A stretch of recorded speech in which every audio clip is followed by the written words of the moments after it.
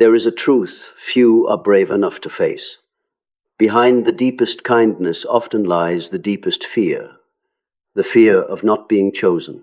Empaths often believe they were born to love, to heal, to bring light to others. Yet in the depths of psychology, Carl Jung once said, "No light is pure unless it has passed through darkness."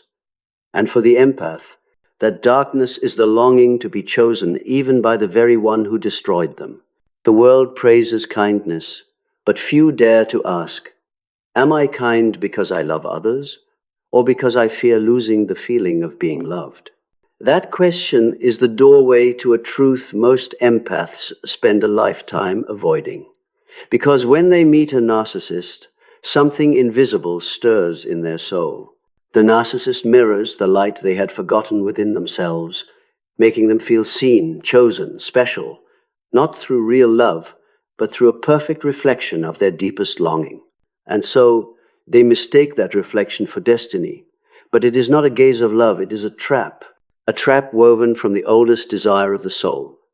To be recognized, to be loved without begging, to be chosen without having to prove one's worth. From childhood, the empath learned that love was conditional. When their parents were angry, they had to be gentle. When others were sad, they had to bring joy. When someone was hurt, they had to heal even while they themselves were bleeding. Thus, unconsciously, they tied their value to the role of the rescuer. They believed that only by making others happy could they earn love. As adults, they carried that wound in search of love, only to find a mirror image of their own pain embodied in a narcissist. That person said exactly what they wanted to hear, convincing them it was a soul connection. But soon every compliment became a dagger, every tender gesture a chain. And when affection was withdrawn, the empath could not leave, because deep down they still believed that if they just tried a little harder, they would be chosen again. They didn't stay out of love, they stayed out of fear. The invisible fear that if they were not chosen, they would cease to exist. And so compassion became a shackle. Love became a ritual of self-sacrifice, and they called that destruction devotion. But understand this, it was never love. It was an unconscious contract between two wounds, one needing to be worshipped, the other needing to be chosen, one seeking power, the other seeking validation. They feed off each other not out of soul connection, but out of shared emptiness. Carl Jung once said, "Until you make the unconscious conscious, it will direct your life and you will call it fate." So when you feel obsessed with the one who hurt you, know that it is not them you crave. It is the feeling of being chosen. You don't truly want them back. You want to fill the void they once mirrored. But when you dare to face that longing, you begin to break the illusion. Because only when you stop waiting for someone to choose you, can you finally choose yourself.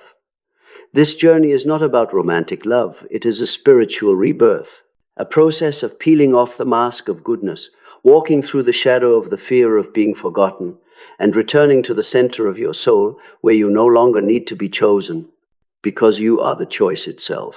And when that realization dawns, when the light of awareness rises through the darkness, you will understand that the empath was never born to serve the narcissist. They were born to illuminate the truth, beginning from within. Part 1. The wound of not being chosen. Every empath's journey begins not with love, but with a wound so small they can hardly remember when it began, yet so deep it etches itself into the soul like a fracture that never quite heals. The wound of not being chosen.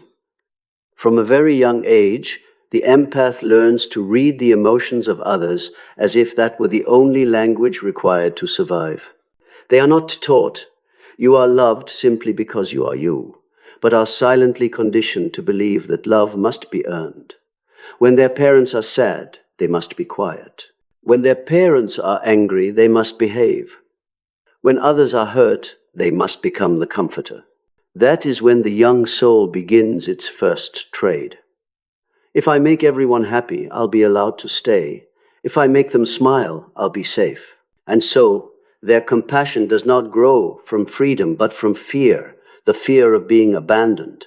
That fear grows with the years, dressed in phrases like, "You're such a good child. You're so thoughtful. You're everyone's sunshine." But no one sees that each compliment is also a chain tightening around their neck. They learn to be the good one, the kind one, the healer, but inside, the child still whispers, "Would anyone choose me if I did nothing at all?" According to Carl Jung, every personality is built upon a dance between light and shadow. And for the empath, that light is not born from essence, but from fear. They are not taught to feel themselves, only to read others. Their ego becomes a mirror reflecting every surrounding emotion, yet losing sight of its own reflection. Gradually, they lose the boundary between me and you. They dissolve into the emotions of others like water blending into water, and they call it love. But at the depth of psychology, it is not love. It is erasure, a disappearing act disguised as virtue. The world, of course, praises them. People seek them out to be heard, soothed, healed. They become everyone's sanctuary, yet no one asks if they have a sanctuary of their own. They grow accustomed to being available, ready, understanding. But on the quietest nights when no one needs them, when the room holds only the sound of their breath, a question echoes in the dark. If there's no one left to love, do I still exist? That is the root of the wound, the origin of the longing to be chosen. They don't truly crave someone's love. They crave just once to feel that they are enough even while doing nothing. But because they've never experienced that, they seek it in the wrong places. And so, as a law of the soul, the universe sends them the image of the narcissist, the one destined to awaken the very wound they've hidden. At first, that person appears as the answer to their silent prayer. Please, choose me. They see light in the narcissist's eyes, never realizing it is merely their own reflection. Jung called this projection seeing in another what remains unintegrated within ourselves. The empath perceives light in the narcissist, but what they are truly seeing is their own disowned strength, confidence, and self-worth. Meanwhile, when the narcissist looks at the empath, they see the energetic supply required to sustain their illusion of power. These two poles attract not because of destiny, but because of matching wounds. One seeks control, the other seeks to be chosen. One craves admiration, the other craves validation. It is not love, it is a contract between two shadows. Then the loop begins. The empath does not realize they've stepped back into childhood. Each time they are ignored, they try harder. Each time they are met with coldness, they love more. Each time they are hurt, they believe it's their fault. They tell themselves that if they love enough, are good enough, are patient enough, the other will finally see them, will choose them, as their parents never could. But what they do not yet understand is this: you cannot heal a wound with the very hand that caused it. This story is not about guilt, it is about awareness. The wound of not being chosen is not a mark of weakness, but a reminder that your soul has always longed for connection. Yet when connection is born from fear, it becomes a cycle of pain. Only when you dare to stop to look directly at the inner child begging for recognition can you hold that child close and say, "I see you now. I choose you." That is the moment the healing begins. Not because someone else loves you, but because for the first time you stop abandoning yourself. And from that moment on, the true journey of the empath begins, the journey from wanting to be chosen to realizing that you are the one who gets to choose. Part 2. The narcissist as a mirror. When an empath meets a narcissist, they often believe it is destiny, a divine arrangement, a twin flame, a cosmic connection. But in truth, it is the meeting of two unconscious fragments reflecting one another. In the eyes of the narcissist, the empath sees the parts of themselves they lost long ago: confidence, the power to say no, the ability to put themselves first. In the empath's light, the narcissist sees a reflection of the perfection they crave but can never possess. One is a soul searching for love, the other an ego demanding worship, and both mistake the exchange for love. Carl Jung once said, "The meeting of two personalities is like the contact of two chemical substances. If there is any reaction, both are transformed." Yet in this bond, the reaction does not produce gold, it produces smoke. The narcissist illuminates the empath's shadow, forcing them to confront fears, suppressed anger, and the desperate need for validation they once denied. They make the empath believe they are the only one who can see them, when in truth they are only using the empath's energy to sustain their illusion. And the empath, instead of seeing themselves in the mirror, loses themselves in it more and more each day. At first, the narcissist makes the empath feel special not because they are truly loved, but because they have become the reflective fuel for the narcissist's ego. The empath becomes the stage, the narcissist, the lead actor in their own play. The narcissist loves not who you are, but how radiant they appear through your eyes. And you, who have long lived to be chosen, accept the supporting role as long as it keeps you in the story. You believe you are loving, but what you are really seeking is recognition you never received. The narcissist is a magnifying mirror, reflecting back every part of yourself you've avoided. They do not come to teach you love, but to force you to face how you have abandoned your own soul in your pursuit of pleasing others. When they withdraw their attention, you feel empty. When they go silent, your world collapses. But the truth is they have not taken your love. They have only taken the mirror through which you once saw your existence. And when that mirror shatters, your soul begins to see itself not through another's gaze, but through the painful stillness of awakening. On a deeper level, Jung called this enantiodromia, the psychological reversal in which the opposite emerges to restore balance. The arrival of the narcissist marks the beginning of that process. They force you to see the shadow of your own goodness, where compassion turns into chains, and giving becomes a strategy to earn worth. When they manipulate, betray, or devalue you, it mirrors how you have treated your own soul, neglecting, denying, belittling it. And thus, despite the pain, this reflection is sacred, an invitation to meet yourself with unflinching honesty. In their game of power, you may feel small, torn apart, stripped of yourself. But on the level of the soul, this is initiation, purification. Because only when the false mirror falls away can you see your real face beneath the mask of the good one. This is the beginning of individuation, the return to center, where you stop living as a role and begin to live as a whole being. So if you have ever asked, why do I keep attracting people like this? The answer does not lie in weakness, but in your unconscious readiness to be seen. You attract them not because something is wrong with you, but because your soul longs to be recognized, calling in the final lesson of compassion, that love does not mean disappearance. The narcissist is not your destiny, they are your mirror. And when you dare to look into that mirror without falling into illusion, you will realize you never needed them to choose you. Because the moment you see yourself clearly, the illusion dissolves, power returns, and you walk out of the labyrinth not as a victim, but as one who has awakened. Part 3. The addiction to being chosen, when love becomes survival. As I said earlier, the longing to be chosen isn't just a feeling, it's a survival mechanism rooted deep in the empath's nervous system. When a child grows up in an environment where love depends on behavior, their nervous system doesn't learn to rest in a baseline of safety. It learns to stay vigilant in order to be loved. Every emotional cue from others becomes a survivor signal. When the mother is sad, the child's heart beats faster. When the father goes silent, the child starts smiling to ease the air. Gradually, their entire body is programmed to anticipate other people's emotions as a way to keep existing. In adulthood, this looks like kindness, but in truth it is a kind of neural addiction, an addiction to the feeling of being chosen. When they meet a narcissist, every old groove is reactivated. The narcissist gifted at reading emotional needs knows exactly how to awaken that memory. They make you feel seen, understood, chosen, and in that instant your brain releases dopamine and oxytocin, the hormones of bonding. You feel safe, exhilarated, whole. But that isn't love.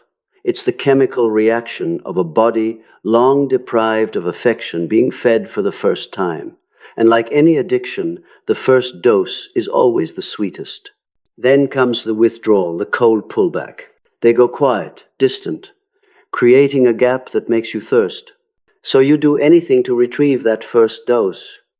You send long messages, apologize for things you didn't do, make yourself small just to win a smile. You don't realize that you've turned love into an addiction, not to the person, but to the feeling of being chosen. Jung once said, "Whatever you repress controls you."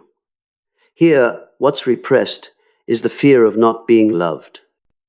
The empath begins to develop the if only syndrome. If only I were better, they would come back. If only I were quieter, they would choose me. If only I loved them the right way. These thoughts don't come from reason.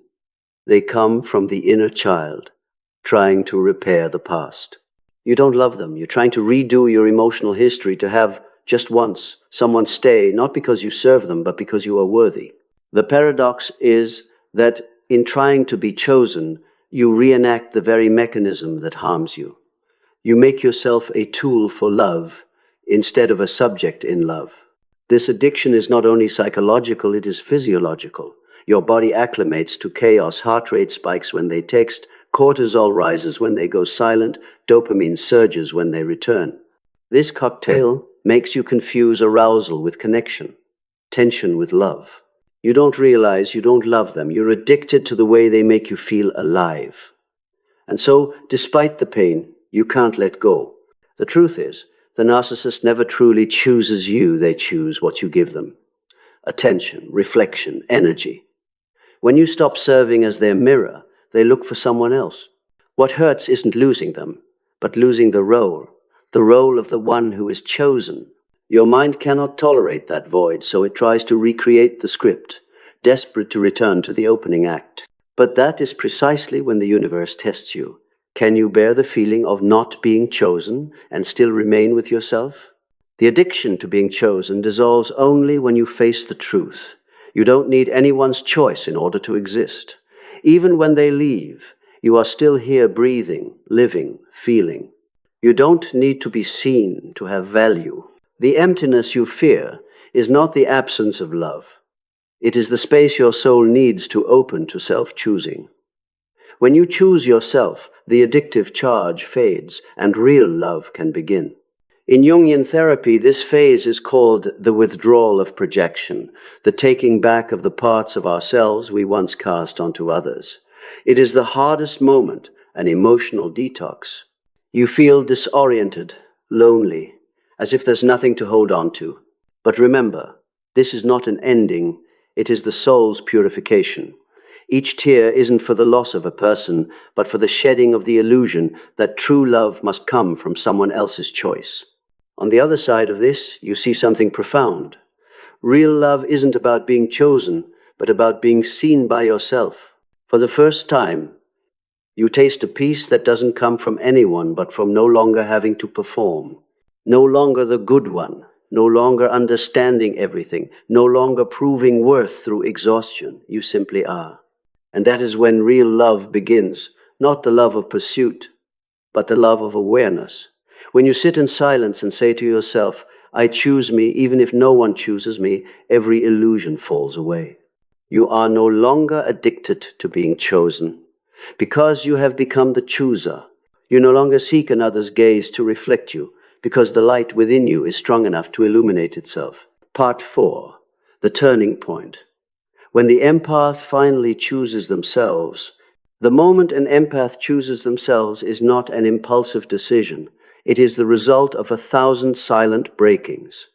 There are no fireworks, no triumph, only an unusual stillness. One morning they wake and realize they simply don't want to try anymore. Not because they've stopped loving, but because they have seen the truth. Love cannot save someone who is not ready to be loved. In that recognition, an inner door opens. For the first time, they don't wait for a message, don't need an explanation, don't hunt for closure. They understand that closure doesn't come from others. It comes from accepting that everything unfolded exactly as it needed to. In Jungian psychology, this is the moment when the ego surrenders to the self, when, after years of trying to control everything, the ego bows to the soul. The empath, long accustomed to living in others' energy fields, begins to call their energy back. They stop analyzing, rescuing, persuading. They learn to sit with the loneliness they once feared. And in that very solitude, something miraculous happens. They hear their own voice, the voice once drowned out by the noise of abandonment anxiety. Now, they are no longer the unconditionally good person. They become the one who is honest with themselves. They start saying no, not out of rebellion, but out of reverence for the soul. They set boundaries not to punish, but to protect their energy.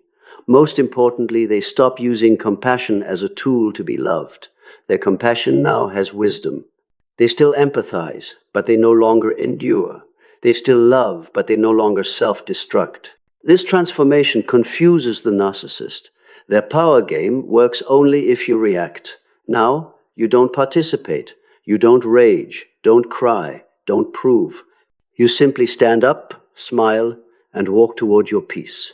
And it is precisely this peace they cannot bear. They will provoke, hoover, play the victim, but you have changed. Not because you are cold, but because you have learned to distinguish love from karma.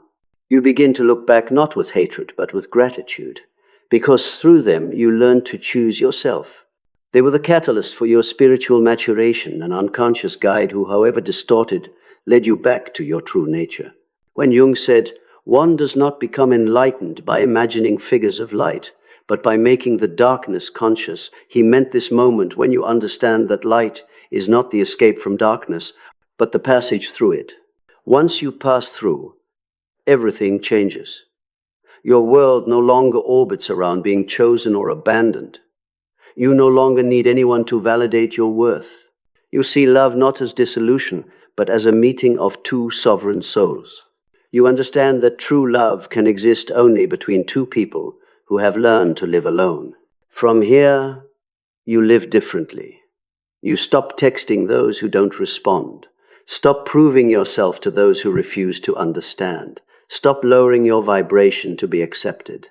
You invest in what nourishes the soul: music, nature, books, stillness. You practice disciplined self-love. And one day you realize you no longer think of them as the one who hurt you, but as a phase intense, necessary, but complete. When the empath chooses themselves, the narcissist loses the stage. Every script they once performed dissolves. No reaction, no audience, no mirror. They fall into the emptiness they used to flee the emptiness you once carried for them. That is when cosmic justice occurs, not through revenge, but through truth. In this universe, no one truly loses anyone. Everything simply returns to its rightful place. You are no longer the wounded empath. You become the sovereign empath, the one who does not need to be chosen because they have chosen themselves, the one who does not need another's love in order to shine, the one who understands that kindness is not sacrifice, but authenticity. And that is when the real journey begins. The journey of a soul once torn apart that has learned the art of standing between light and shadow without losing itself. Part 5. The Alchemy of the Self. From Wound to Wisdom. After the empath chooses themselves, the journey doesn't end, it changes form. This is where the wound becomes a crucible, where suffering is refined into wisdom. Jung calls this nigredo, the black phase of the alchemical process, when the soul is fired in darkness so that everything false can be burned away. Illusions melt, roles dissolve, and the dream of a love that saves turns to liquid. Amid the ash, your soul begins to glow. The wound is no longer a burden, it becomes a flame. You begin to understand that if you had not been wounded so deeply, you would never have discovered how strong you could be. If you had not been betrayed, you would never have learned ruthless honesty with yourself. If you had not been forgotten, you would never have learned to become someone who cannot be erased from their own life. Every fracture, every tear, every collapse, each was a road leading you home. And in that process, something strange happens. You start to feel compassion for the very one who hurt you. Not soft pity, but wise compassion. You understand they too are a product of shadows. They lack the courage to face. But unlike before, this compassion doesn't pull you back, it frees you, because you now see that forgiveness isn't about letting them rest. It's about letting your own soul be free. True alchemy is not turning lead into gold. It's turning pain into awareness. And the empath who passes through this process becomes a sovereign healer, one who knows that power does not lie in control, but in the ability to let things reveal themselves without losing inner peace. You don't need to defeat the narcissist. You don't need to prove anything to anyone, because you have realized that real justice isn't them suffering, it's you no longer suffering. At this stage, love is redefined.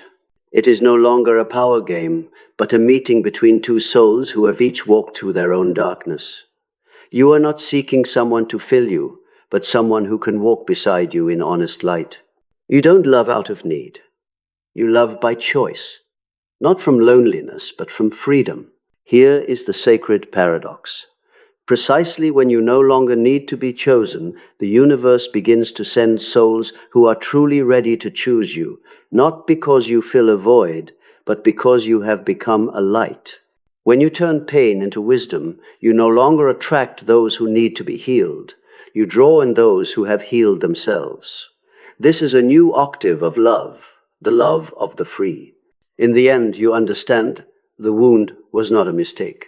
It was a language of the universe, a way your soul speaks to you, to wake the part of you that had fallen asleep. And when you answer with awareness instead of resentment, you heal not only yourself, but the stream of energy carried across generations. Every awakened soul is a prayer for the world. The empath's journey begins with the hunger to be chosen and ends with choosing themselves. From the trembling child, you become the adult who can sit in the dark and still see light. And having walked that path, you no longer ask, "Why did they do this to me?" You whisper, "Thank you, because through this I found my way home." Part 6. The Sacred Shadow Contract. Why the empath and narcissist find each other. After the empath chooses themselves, their world reorients, no longer orbiting pain but awareness. Yet to truly understand why the path requires so many tears, we must return to a foundational question: why did I meet that person? This is not the mind's question, but the soul's. Behind every fated encounter lies an unconscious contract, a sacred shadow contract, where two souls agree to meet, not to make each other happy, but to awaken each other. It is no accident that the empath and the narcissist find one another. They are drawn together by a force older than reasons, like the magnetism of light and shadow. The empath carries the energy of unconditional love, generosity, and the urge to heal. The narcissist carries a primordial emptiness, a wound of not being loved, and a hunger for power to cover the void. They meet as two opposing poles of the same field. One wants to melt in order to be chosen, the other wants to possess so as not to face the void. At a Jungian depth, this is enantiodromia, the universe's law of reversal. Any energy pushed to one extreme is pulled toward its opposite to restore balance. The empath, living too much for others, draws to themselves the one who lives only for self. The narcissist, terrified of their shadow being seen, seeks someone bright enough to expose it. The relationship is not random tragedy. It is the soul's mechanism, a laboratory of alchemy, where both are placed in the same fire, one to learn to give less, the other to learn to feel more. As with all lessons of the universe, awakening comes only when pain peaks. The empath first believes love can save the other. They confuse unconditional love with unconditional tolerance. They forgive despite betrayal, stay despite injury, give until the soul is exhausted. The narcissist, addicted to adoration, grows more entitled, like a child never satisfied. But when the empath finally collapses, the contract begins to activate. In the moment they let go, the universe reverses the roles. The light withdraws. The shadow loses its shelter. The narcissist falls into the emptiness. They had always avoided the kind of narcissistic collapse that Jung would describe as the crumbling of the persona when the self-inflated mask has nothing left to cling to. Meanwhile, in the empath's ruins, a call inward sounds. Pain becomes the gatekeeper, ushering them into the depths of the soul where they realize they did not come to heal others, but to awaken themselves. Seen with the eyes of the soul, The relationship is a rite, a ritual of light and shadow, of exchanging and returning energy, of mirroring one another until it becomes unbearable. The empath reflects the humanity the narcissist has lost. The narcissist reveals to the empath a shadow they denied in themselves: fear, anger, pride, the need for recognition. When this recognition flashes, the soul contract begins to dissolve because the lesson has been learned. Often, both change, but not in the same direction.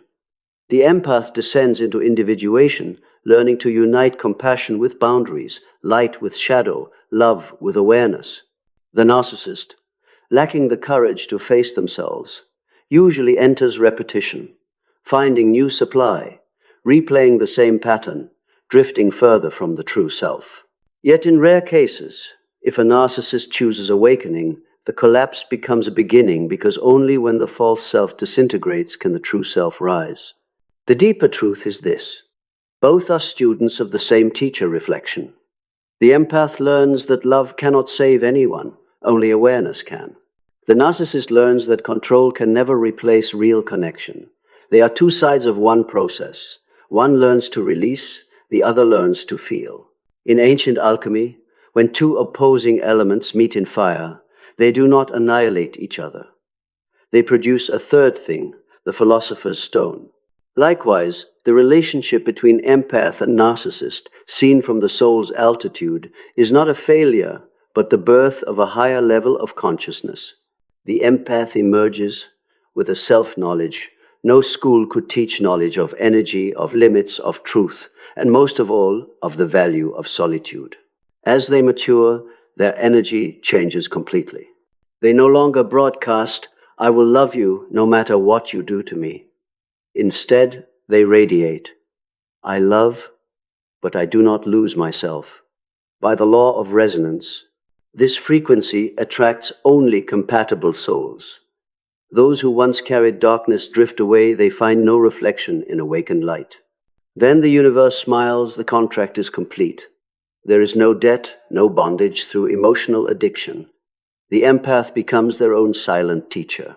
They need no closure, no apology. Their silence is the seal of a lesson etched into the soul. And if you ask, "Might I meet the narcissist again later?" the answer is, possibly. But the energy will be different. You will not see them with a wounded heart, but with eyes that understand. You will not see an enemy, but an old mirror that once reflected your innocence. You will smile not to return, but in gratitude. Through them, you became who you are today. Carl Jung wrote, "The meeting of two personalities is like the contact of two chemical substances. If there is any reaction, both are transformed." The bond between the empath and the narcissist is precisely such a reaction, fierce, at times devastating, but never meaningless. When the reaction settles, what remains is not romantic love, but consciousness. The recognition that you cannot love another by saving them from themselves. That light is not tasked with turning shadow into itself, only with shining honestly.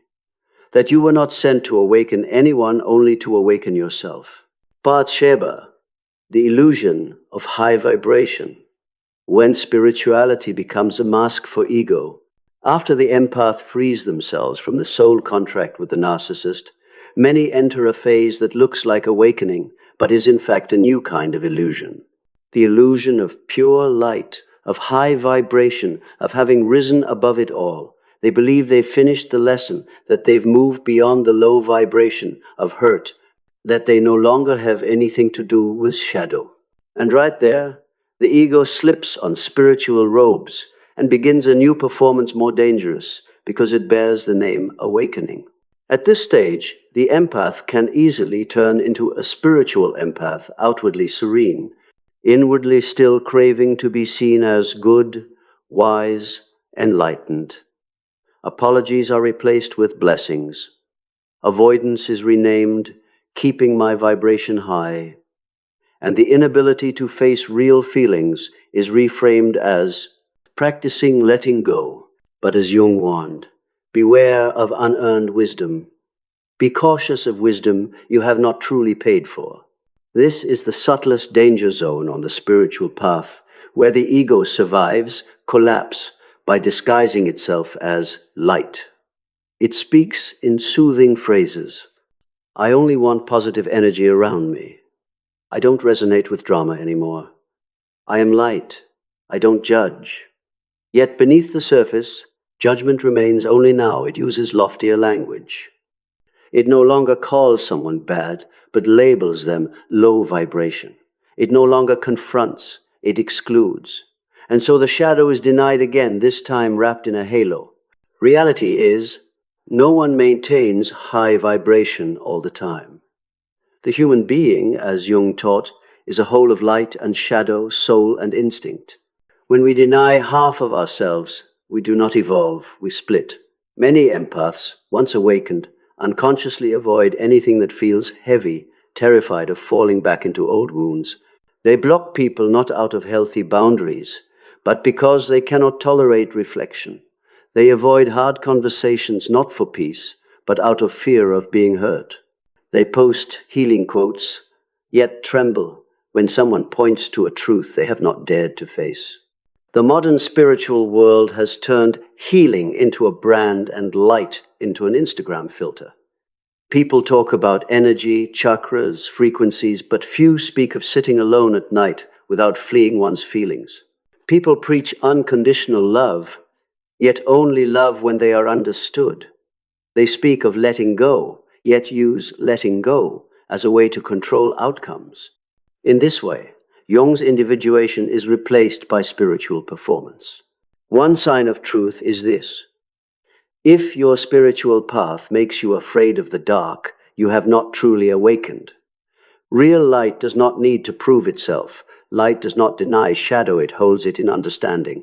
Likewise, a truly healed person does not need to say they are high frequency, they simply are present.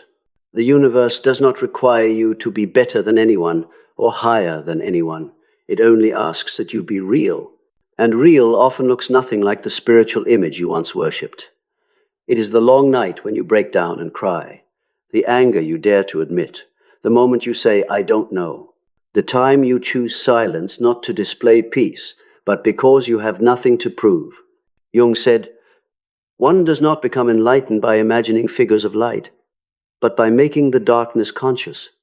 And it is precisely when you dare to face the part of you that once made you ashamed, the part that still longs to be chosen, loved, acknowledged, that you truly step into authentic light.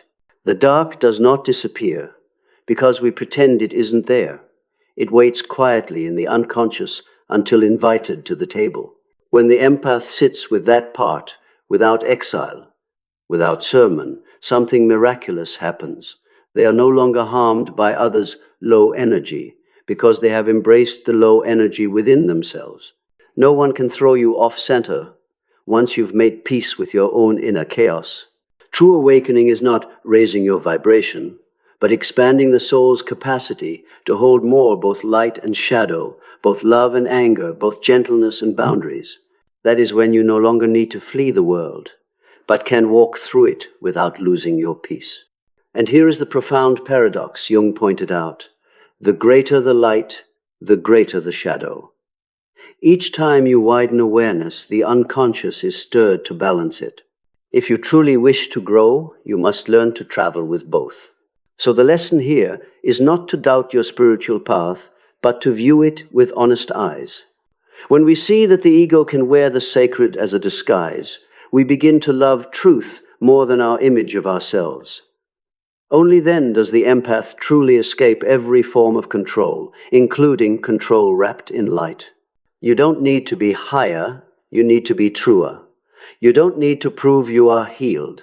You need only admit you are still learning to love yourself daily, imperfectly.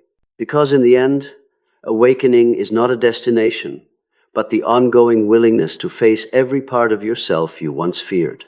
Part 8, the loss of magic. When the empath sees through the narcissist's spell, there is a moment in the empath's journey. No one forgets the moment the spell breaks. No more shimmering aura around the other's silhouette. No more gold-plated memories of what we were. Only silence frighteningly clear, a silence in which every illusion falls away. That is when the empath sees the truth. They never loved a real person. They loved an image they believed they could save. At first, they resist. The mind protests. Impossible, they once cared, said profound things, made me believe this was a soul connection. But then pieces of memory begin to fit together and the picture appears. Every tender phrase served a purpose. Every silence was calculated. Every tear was an instrument of power. The empath stands amid the ashes not in rage, but in awakening. This is what Jung called breaking the projection. Throughout the relationship, the empath projected their own light onto the narcissist, believing they saw good potential, a deep wound in need of healing, a twin soul. When the projection shatters, the world tilts. There is no other half, only a mirror. And in that mirror, the empath recognizes themselves, the one who tried to prove worth by being chosen, who mistook love for endurance, who confused compassion with obligation. The end of the spell is not gentle. It is like flushing a drug from the nervous system. The empath goes through withdrawal, loss, confusion, and sometimes a cavernous emptiness. For they do not only lose the person, they lose the idealized version they once believed was real. The pain is not that the other left, but that they must leave the dream they built. In this sobriety, details they once excused become visible. The interrupted moments, the twisted words, the cold eyes when they were hurting. Each shard had been justified with, "They're just in pain." Now they see, no, it wasn't pain. It was the absence of genuine feeling, a mask covering an endless void. When the magic dissolves, the energy shifts too. The invisible cord that bound them, the addiction to emotional highs, the savior's urge, the need to be seen begins to loosen. They notice the first difference. The impulse to react is gone. A text arrives. The heart no longer races. A memory surfaces. It no longer burns. They can look without being pulled in. This is the first sign of detachment, sacred separation. Here, the universe tests them. Sensing the withdrawal of energy, the narcissist will try to reignite the spell. They reappear with the old light, the familiar voice, apologies, sweet nostalgia. They want to prove the magic remains. But this time, the empath sees the strings behind the stage. They do not tremble. They simply smile with a soft sadness. I once believed. With that, the spell loses its power forever. This loss, the loss of illusion, is a kind of small death, psychic death.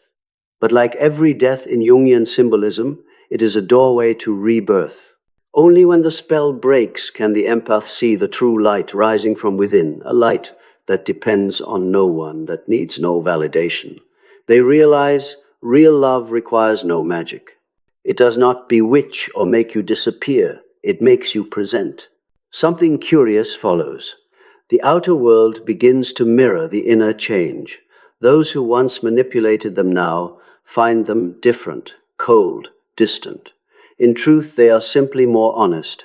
They no longer participate in emotional theater. They no longer try to understand those who refuse to be understood. And this is exactly what makes the narcissist lose control. Their spell only works on souls still seeking external validation. Now the empath walks through the world without needing approving eyes. They understand that some will never see their real value, not because they aren't enough, but because the others aren't awake enough to see. And that no longer hurts. They do not need anyone to choose them, because they have already chosen themselves. In ancient alchemy, this is albedo, the whitening. After the dark nigredo of collapse and dissolution, the soul is clarified by the light of recognition. The empath is no longer hypnotized by external light. They begin to see the inner light, quiet, unshowy, just bright enough to guide. They no longer await the universe's justice to fall on the narcissist, because they understand the universe does not punish, it reflects. They no longer seek closure, because true closure does not come from apologies. It comes when you can see the whole picture and no longer need to edit it. And then one morning, they wake, open the window, and realize the world is still beautiful. Not the dreamy beauty of the past, but a real beauty, bare, silent, deep. A falling leaf, A bird's call, sunlight through a curtain, the ordinary becomes sacred. Because for the first time, they feel life without performing as the healer, the savior, the special one. They are simply themselves, and that is enough. Part 9. The empath's sacred anger, turning fire into power. After the spell breaks, after the false light falls away and naked truth appears, the empath often enters a dangerous gap where anger arrives. Not the sobbing pain or the guilt of having loved wrongly, but a cold fire burning deep in the chest. Why did I let them treat me like that? The cloak of compassion that once served as armor is stripped away. What remains is what they feared most, sacred anger. In ancient spiritual literature, this anger is not a sin, but the soul's energy reclaiming sovereignty. It is the shadow the empath was taught to bury. Don't get angry, understand others, love unconditionally, be patient. And they complied until they realized that very compliance had worn them down. Now the fire rises not to destroy, but to purify. This anger is different from hatred. Hatred wants revenge. Sacred anger wants to restore order. Hatred looks for a target. Sacred anger looks inward and says, "No one is permitted to trample me again." It doesn't speak in screams, but in quiet, unwavering actions, blocking the call, closing the door, withdrawing energy from places that do not show respect. This is the flame of boundary rebirth. Empaths were taught that meekness is moral, but morality is not tolerating what is wrong. Carl Jung wrote, "There is no coming to consciousness without pain, and part of that pain is learning to admit. I allowed others to hurt me because I was afraid of losing them." When they dare to face this truth, the anger begins to transform. It is no longer a directionless rage. It becomes the flame that shapes character. The empath learns to say no without feeling guilty. They stop explaining themselves to people who have no intention of listening. They cease seeking validation from the one who manipulated them, because now they validate themselves. Sacred anger helps them retrieve the energy lost to years of compliance. It teaches that kindness is not endurance.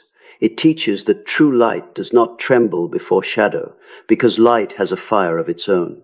The empath realizes, love is not only holding on, but knowing when to let go.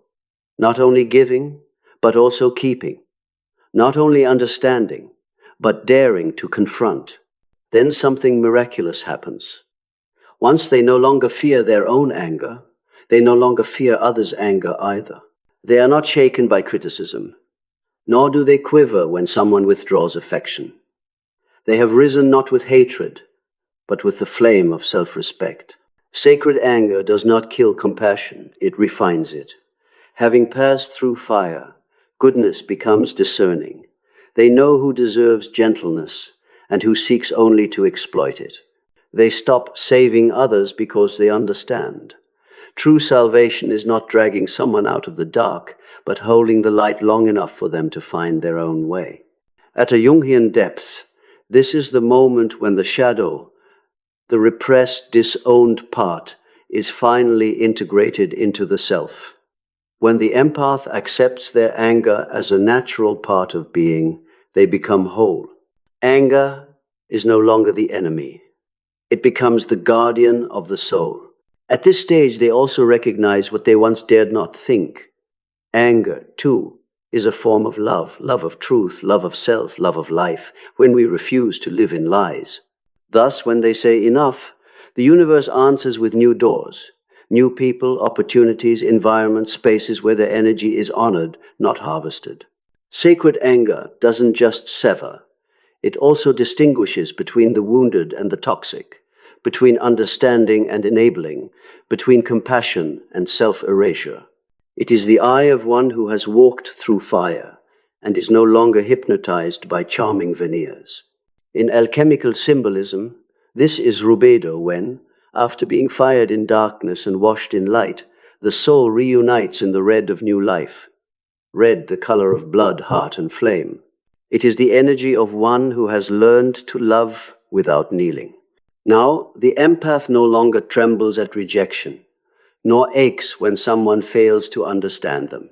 They know not everyone has ears for truth, and that is all right. They are not here to be understood by everyone. They are here to be themselves whole, honest, and free. Sacred anger is the final bridge between the one who needed to be chosen and the one who knows how to choose. It spans wound and sovereignty, goodness and wisdom. When the empath admits they have felt anger, even hatred, even the urge to scream, they do not lose their kindness. They reclaim the right to live authentically. From that moment, their energy changes for good. They no longer broadcast the frequency of pleading for love, but the frequency of one who knows they are love. The fire within no longer burns, it warms. It no longer destroys, it illuminates. Part 10. The rebirth of the sovereign empath. Love after fire. When the last flame dies down and the dust of the past settles, the empath's soul stands amid the rubble, neither victim nor victor. Simply human, bare, without costumes, without masks. And precisely in that bareness, something sacred happens. They are reborn, not in a mystical sense, but as a conscious rebirth, where they choose to live differently, love differently, and be present differently. Carl Jung said, "The privilege of a lifetime is to become who you truly are." This is that moment. After years of empathy to the point of depletion, the empath finally becomes a sovereign soul, no longer absorbing, but reflecting, no longer a mirror for others, but a light unto themselves. This rebirth doesn't happen overnight. It comes quietly, like dawn after a long night, slow, steady, unstoppable. At first, they simply notice that what once made them tremble no longer sways them. An old text, a memory that once drew tears, now only an image. Not because they are numb, but because they have integrated pain into awareness. They no longer run from darkness, because they have learned to walk within it while keeping their inner light. The reborn empath no longer seeks love as salvation. They understand that true love is not a magic that heals wounds, but a space where two souls mature together.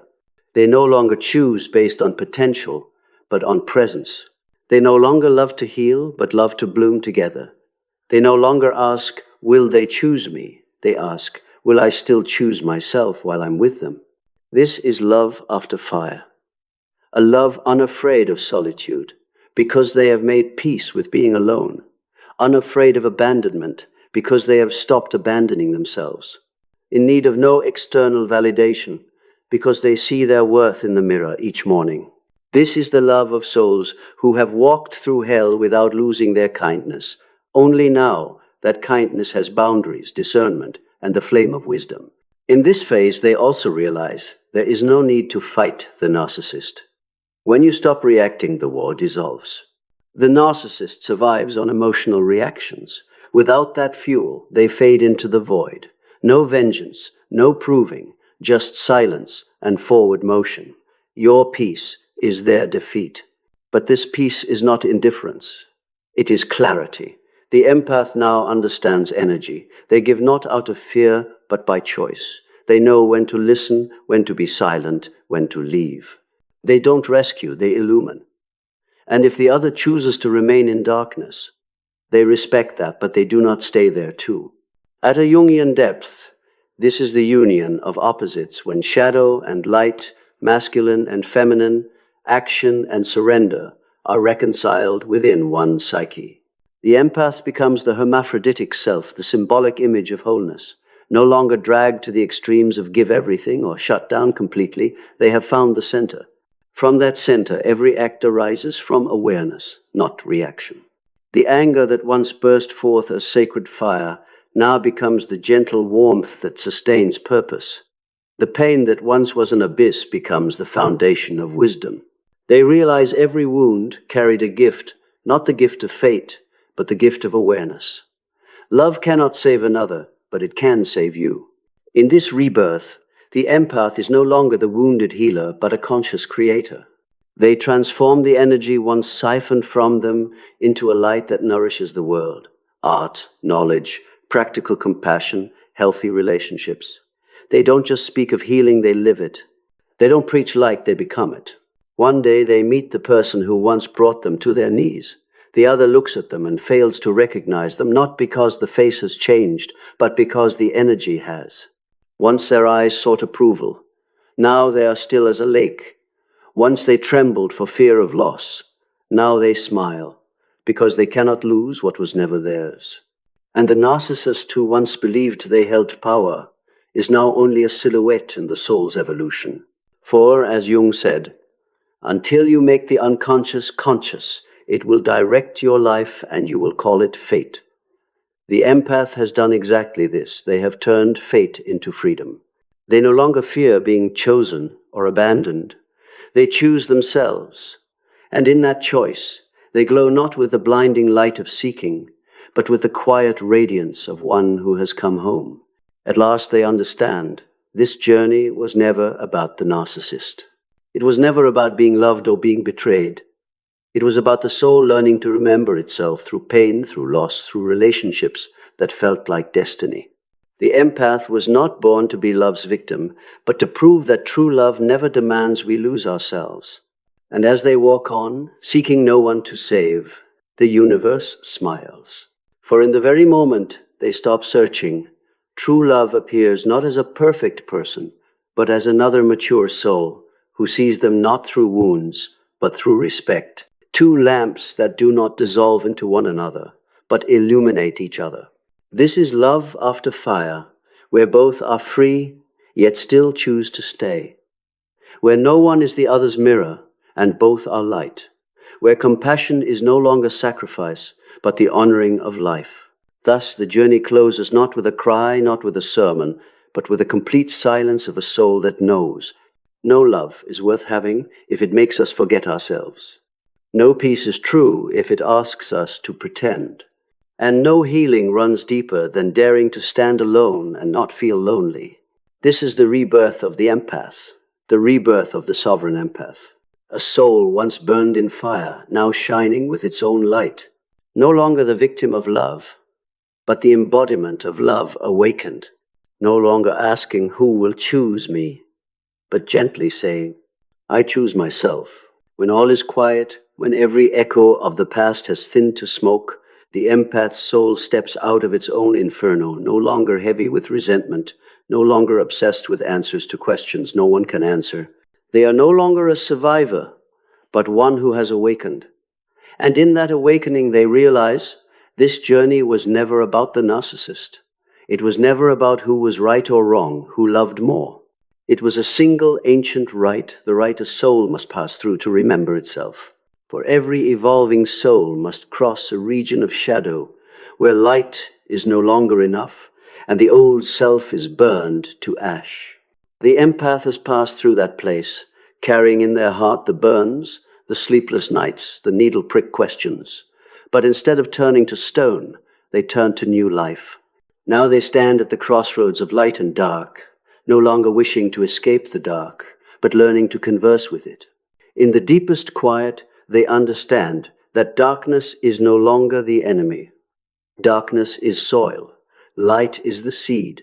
And precisely when the seed falls into the soil, life begins. The darkness they tried so long to banish is in truth where they find their roots, the roots of resilience, of self-respect, of integrity, the root of needing no one to certify their worth. The empath has learned that not everyone is bad, and not everyone is meant to be kept.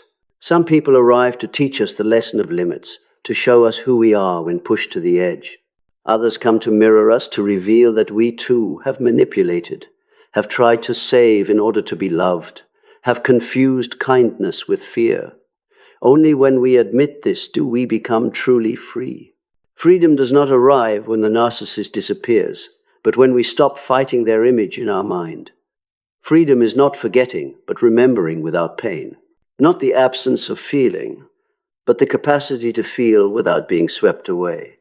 Not building walls, but knowing when to open the door. On their path, the empath once sought love as salvation. Now they find stillness as a form of love. No applause needed, no witness required. They sit in their room with a cup of cool tea, sunlight resting lightly on the window frame, and in that moment they know they are enough. Enough for life, enough for the soul, enough to stop proving anything at all. True healing is not erasing memory, but when memory no longer has the right to define us. No more asking, why did they do that? But recognizing they could not do otherwise, and I do not need to save them anymore. Then anger no longer scorches. It becomes a warm light. Compassion is no longer blind. It becomes clarity. In their final form, the empath is not better than anyone. They have simply returned to being human. A human who can cry and laugh, who can say no, who can stop. A human who knows their silence is not avoidance, but a declaration. I choose peace, not the script. And then, one day, they look back at the old painting, the obsessions, the power plays, the emotional loops, and they smile. Not a derisive smile, but the smile of one who has seen through it all. They no longer need closure from anyone, for they have closed the circle themselves. They do not need to prove to the universe that they've learned the lesson, because the way they live is the answer. Jung said, "One does not become enlightened by imagining figures of light, but by making the darkness conscious." The empath in their journey has done exactly that. They no longer try to become light. They become the harmony of light and shadow. From here they enter a new mode of being, to live without having to prove anything. They need not be called empath, nor wear the labels healer, light worker, or survivor. Those names were once handrails. Now they are memories. They no longer need a role to feel meaningful, because their very presence is meaning. This is the point where goodness arises not from need, but from freedom. When they help, they do not save. When they love, they do not dissolve. When they give, they do not lose. They act not from emptiness seeking to be filled, but from fullness wishing to share. And the paradox is that precisely when they stop needing love, real love begins to find them. True love does not arrive with dramatic music or romantic oaths. It comes quietly as breath. It does not come to heal, but to accompany. Not to complete us, but to share the wholeness already within. The empath who once longed to be chosen now chooses. And in choosing, they do not lose freedom, they expand it. If there is one image to close this journey, it is the mirror.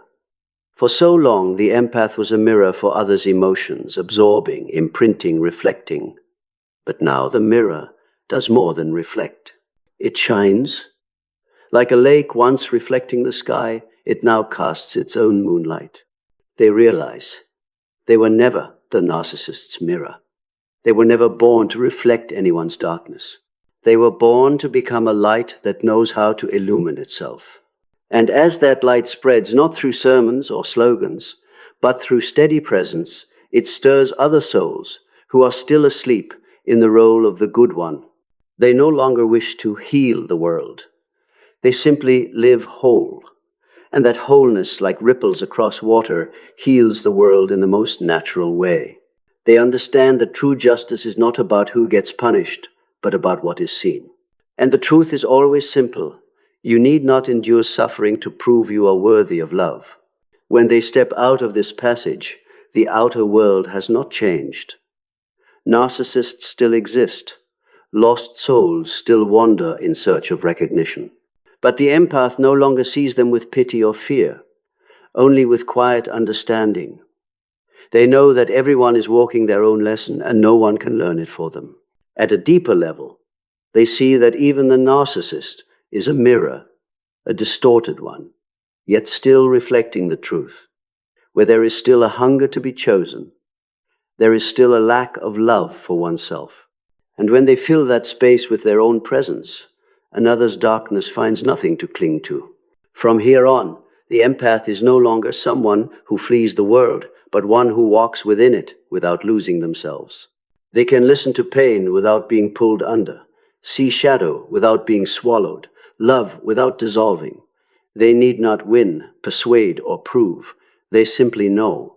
And in that knowing, they become the master of their soul. A sovereign empath. No one can choose them anymore, for they have chosen themselves. No one can leave them anymore, for they no longer abandon themselves. No one can manipulate them anymore, for they have stopped manipulating themselves with the illusion that love must require sacrifice. When night falls, they look up at the sky and smile. They no longer petition the universe for anything, no longer ask, when will they regret it? When will I find peace? For they are already at peace in their breath, their steps, the quiet of their mind. They understand the journey has no ending, only deeper layers of awareness. And they are ready to continue, not with a broken heart, but with an open one. Not to save anyone, but to live fully. So if you have ever been an empath, ever loved until you shattered, ever believed you had to be chosen to feel worthy, know that you were never left behind. Every loss was just a husk falling away, so your true soul could emerge. You are no longer a mirror reflecting others' pain. You are a source of light reflecting your own truth. And when you shine, not everyone will be able to bear it, and that is all right. Real light does not beg to be accepted. It simply is.